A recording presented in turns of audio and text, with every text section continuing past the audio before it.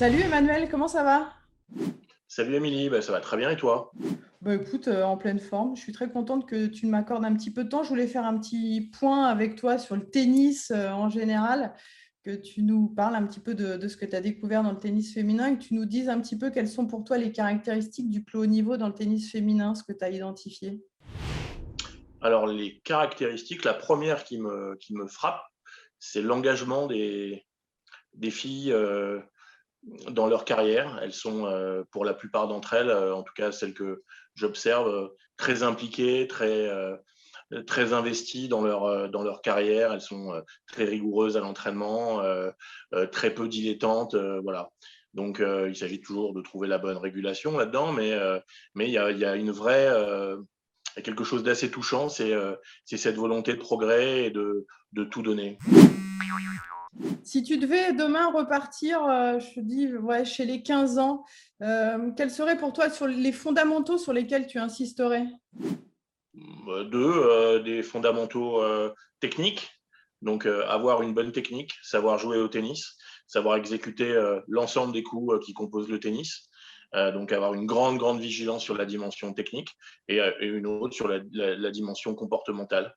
Après, sur le plan physique, chaque individu a des particularités. Au départ, quand ils sont assez jeunes, c'est vrai que le tronc est assez commun parce que c'est le moment où on va développer les qualités aérobie, par exemple, ou les qualités de coordination et d'adresse à certains moments de la croissance et du développement de l'enfant. Mais d'une façon générale, les deux socles me semblent être la technique et l'attitude et le comportement. Dans le tennis masculin, il y en a pas mal qui font preuve de stratégie. Il y a une nouvelle génération là, qui arrive et qui commence à titiller les meilleurs. Lequel ou peut-être les deux là, qui t'inspirent le plus ou qui te semblent vraiment, vraiment monstrueux? Bon, inévitablement, Tsitsipas me semble être très fort, voilà, et encore très perfectible, notamment au service. Donc c'est très impressionnant. Zverev, c'est un peu la même chose. Pareil, très complet. Ce qui me frappe malgré tout, et on met pas beaucoup l'accent là-dessus, c'est que aujourd'hui, on voit arriver des joueurs qui font 2 mètres ou quasiment 2 mètres et qui finalement bougent comme des joueurs d'1,80 m.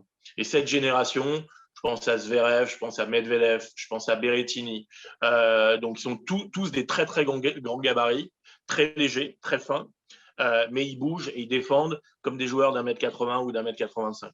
Et ça, c'est une vraie évolution dans le tennis masculin. C'est-à-dire que ces garçons à 2 mètres bougent bien mieux qu'un Raonic, par exemple, qui est un joueur d'une autre génération, de la génération précédente.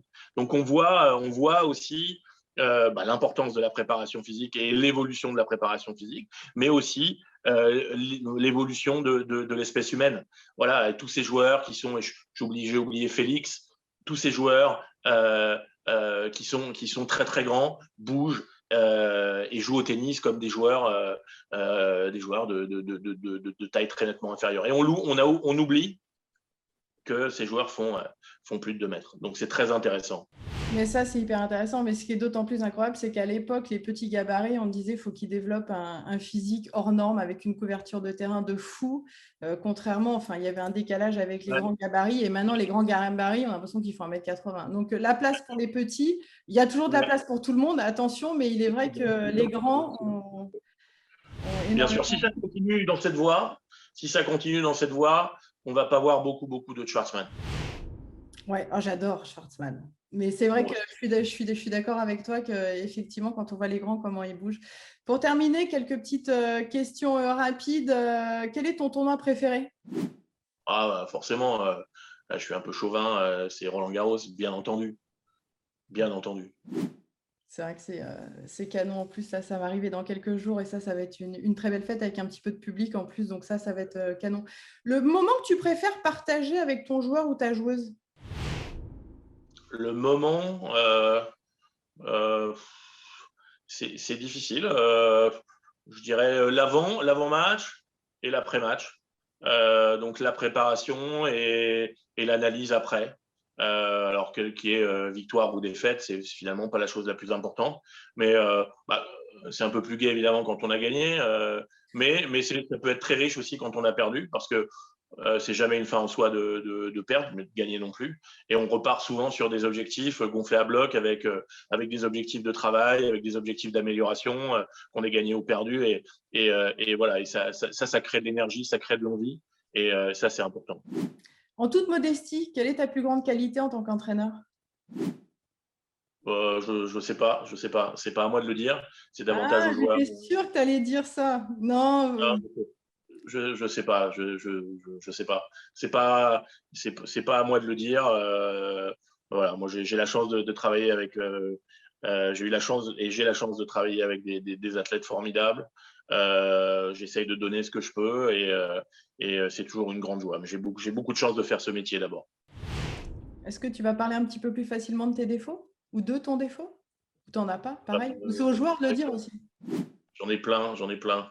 Je peux être très impatient. Je peux être très impatient aussi. Je, avec le temps, je suis devenu plus,